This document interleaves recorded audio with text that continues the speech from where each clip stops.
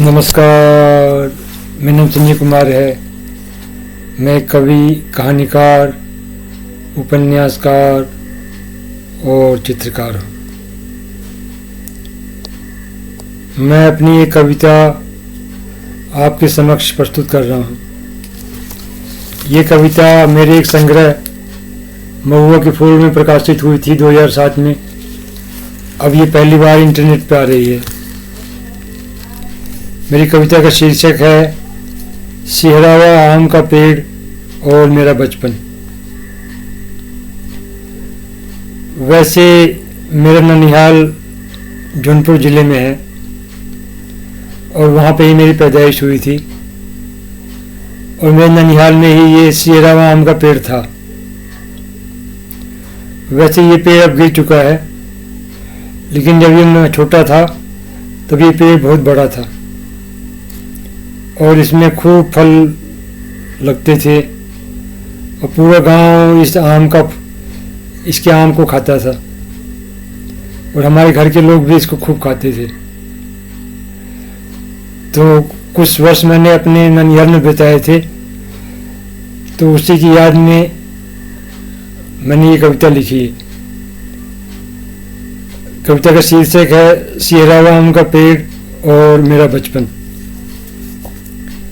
बचपन मनुष्य के जीवन का ऐसा भाव होता है जब उसकी आंखों के चित्रों की तितली सदा उड़ती रहती है। ऐसे ही बचपन के समय की वीणा में मैंने सिहरा हुआ आम के पेड़ के साथ कुछ वर्ष बिताए थे। हम लोग स्कूल से 4 बजे घर आ जाते थे, फिर हम सब भैंसों को चराने निकल पड़ते थे। भैंसों की परछाइयों को प्रशिक्षित हवाओं के तालों में बंद करके कभी हम लोग कलवारी के जंगलों की नींद को कमीज की तरह पहनकर भैंस चराते थे। कभी हम लोग ममनपुर की थकान की छाया में घुसकर भैंस चराते थे। कभी हम लोग बरसपा के घाट की रेत को नदी के गले में माला की तरह डालकर भैंस चराते थे। इस तरह हमारे गांव के आसपास का सारा इलाका हमारी सांसों के छंदों के ईंधन धनुष के साथ उतर रहता था और हमारे पैरों में झरनों के आकाश की हवाएं नाचती रहती थी। कभी कभी हम लोग गल्लू के बाग की बुलबुल के अरमानों पर बैठकर आम खाने जाया करते थे। कभी कभी हम लोग राजा राम के बाग के कोयल की सांसों में पिघलकर आम खाने जाया करते थे। कभी कभी हम लोग गोल आम के पेड़ों के तोतों की धड़कनों में तैरकर आम खाने जाया करते थे। कैसी कैसी नीलू उमंगे हमारे दिलों की जलवायु की गुफाओं में उठती थी।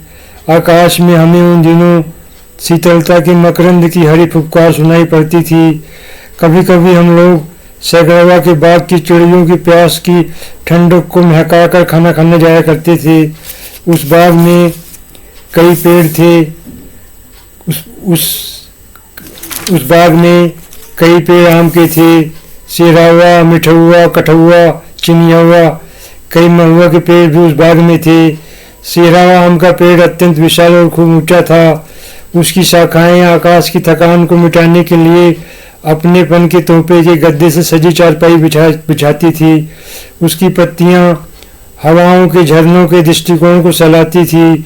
जब आम के गुच्छे पेड़ों पर सजकर चहकते थे, तब हम लोग सबसे पहले आम की तुतली बोली को खाते थे।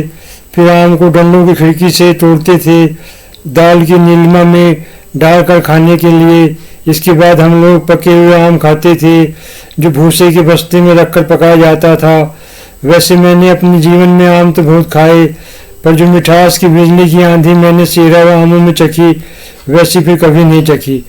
कभी कभी हम सब बच्चे सिहरा हुआ आम के पेड़ों के सितारों की सहनाई पर चढ़ जाते थे और फिर बरगुदर का पुल देखते थे, जो हमारे गांव से 10 किलोमीटर दूर था। और उस दूरी में जिंदगी की खुशबू की उज्जवल हरियाली भी देखते थे, जो प्रकाश के मुग्ध उत्साह से जगमगाती थी। कभी कभी हम लोग चिल्लर पाती का खेल खेलते थे, ताकि हमारी उदासी की चिंगारी को ठंडी किरणें सहलाएं। एक दिन मैंने अपने नाना जी से पूछा था, नाना जी, यह सिहरा हुआ आम का पेड़ कितना पुराना है? तो उन्होंने कहा था कि मैं इसे बचपन के खेल कूद की छत से ऐसे ही देख रहा हूँ। आजकल सीरावा आम का पेड़ अत्यंत बूढ़ा हो चुका है और कभी भी गिर सकता है, लेकिन मेरे दिल की इन धनुष भरी हवा की बिंदी में सदा के लिए इसका रूप चहकता रहेगा, सदा के लिए। इस तरह मित्रों ये कविता समाप्त होती है। अगर आपको मेरी ये कविता पसंद आई हो, कृपया मेरे वीडियो को सब्सक्राइब कर लें। मेरी वीडियो को देखने के लिए आपका बहुत बहुत धन्यवाद। नमस्कार। वंदे मातरम। भारत माता की जय।